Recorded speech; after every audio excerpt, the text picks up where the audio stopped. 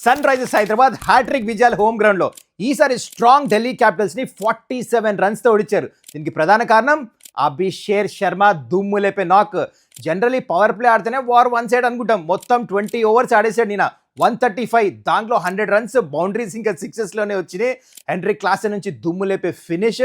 And purple cap leader బోర్డ్లో second position Ishan Malinga, orange cap ఏమో Abhishek Sharma, number 2 పొజిషన్లో ఏమో Henry Klaasen. SRH complete domination, points టేబుల్లో నెంబర్ 3కి వచ్చేసారు.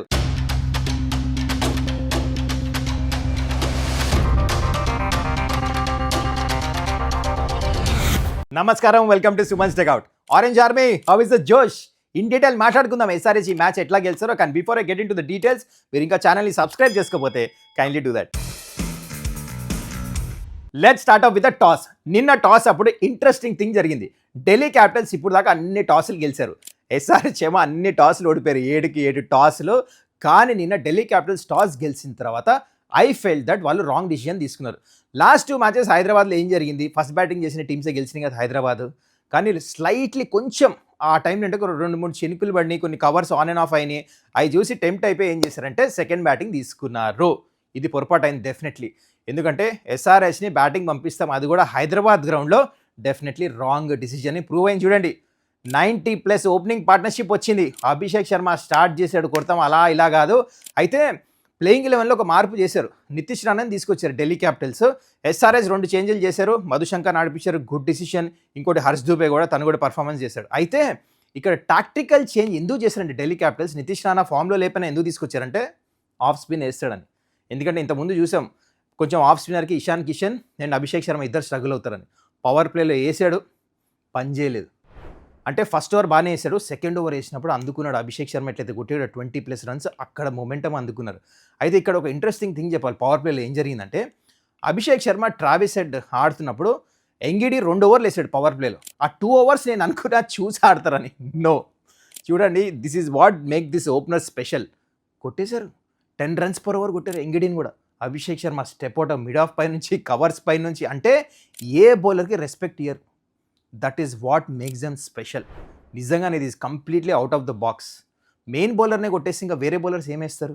ఇంకా దాని తర్వాత ట్రావిస్ హెడ్ అంటే కొంచెం ఆన్ అండ్ ఆఫ్, ఇంకా కంప్లీట్ గ్రూవ్లో అనపడలే. చూడండి, ట్రావిస్ హెడ్ ఎలాంటి ప్లేయర్ అంటే బహుశా ఈ మ్యాచ్లో కాదు, మెయిన్ మ్యాచ్ పర్ఫార్మెన్స్ వస్తుంది. Is a big match player. మొత్తానికి 37 మీద అవుట్ అయ్యాడు, 90+ రన్స్ ఓపెనింగ్ పార్ట్నర్షిప్ వచ్చింది. అభిషేక్ శర్మ ఆగలే. పవర్ ప్లే తర్వాత కూడా తన స్ట్రైక్ రేట్ పెరుగుతూనే ఉంది, కొడుతూనే ఉన్నాడు. ఏ బౌలర్ వేసినా, స్పిన్నర్ వేసినా, కుల్దీప్ వేసినా, అక్సర్ వేసినా, ఎంగిడి వేసినా, యూ నేమ్ ద బౌలర్, మొత్తం స్కోర్ రాదే. బౌలింగ్ స్కోర్ కార్డు చూస్తే ప్రతి ఒక్క బౌలర్ది 10 రన్స్ per ఓవర్ కంటే ఎక్కువ ఇచ్చారు నిన్న మ్యాచ్లో. చాలా అరుదుగా చూస్తాం ఇలాంటి bowling card. Next level batting చేశాడు. మొత్తానికి 47 బాల్స్లో సెంచరీ కొట్టాడు. దాని తర్వాత సెంచరీ కొట్టిన తర్వాత తనకి ఎక్కువ రన్స్ రాలేదు. 20 బాల్స్లో 35 రన్స్ ఎంతో కొట్టాడు. ఎందుకంటే యార్కర్స్ చాలా మంచిగా చేశాడు డెత్ ఓవర్స్లో, నటరాజన్ వీళ్ళు. కానీ అందుకుంది ఎవరు? Henry Klaasen.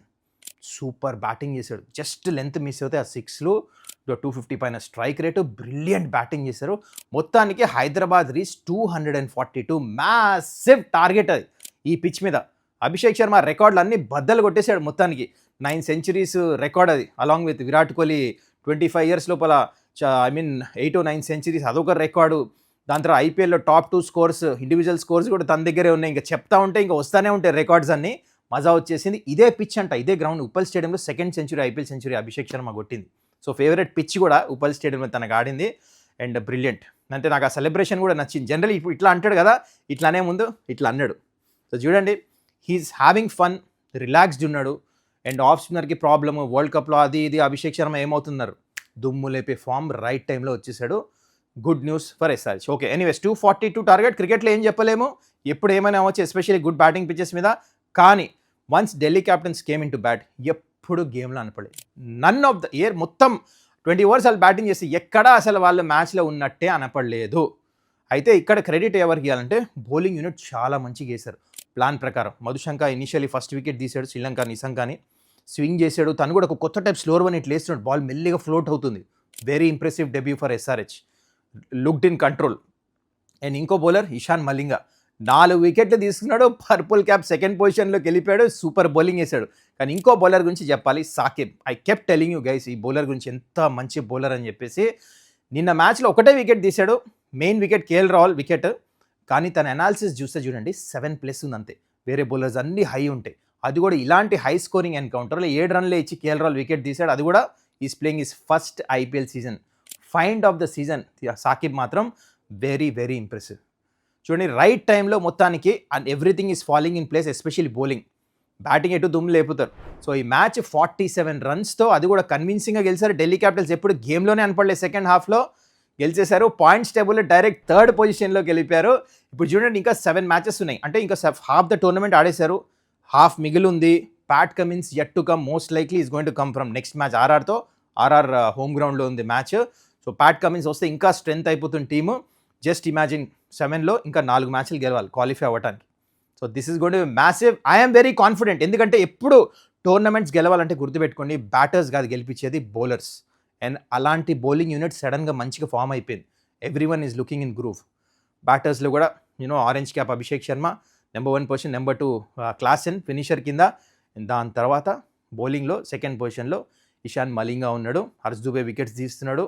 And bowling combination options చాలా పెరిగిపోయినాయి. So I'm very confident. So orange army చెప్పండి, విక్టరీ ఎలా అనిపించింది? అభిషేక్ శర్మ దుమ్ములేపే పర్ఫార్మెన్స్, హెన్రిక్ క్లాసెన్, దాని తర్వాత బౌలింగ్ యూనిట్ ఎట్లా అనిపించింది, ఇషాన్ మలింగా పర్ఫార్మెన్స్ కమెంట్ చేయండి.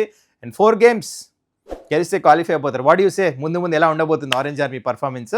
కమెంట్ గిలో. That's it guys. I hope you enjoyed this video. మళ్ళీ మనము నెక్స్ట్ వీడియోలో కలుద్దాం. మీరు ఇంకా ఛానల్ని సబ్స్క్రైబ్ చేసుకోకపోతే కైండ్లీ టు ద. చలో, టేక్ కేర్, బాయ్.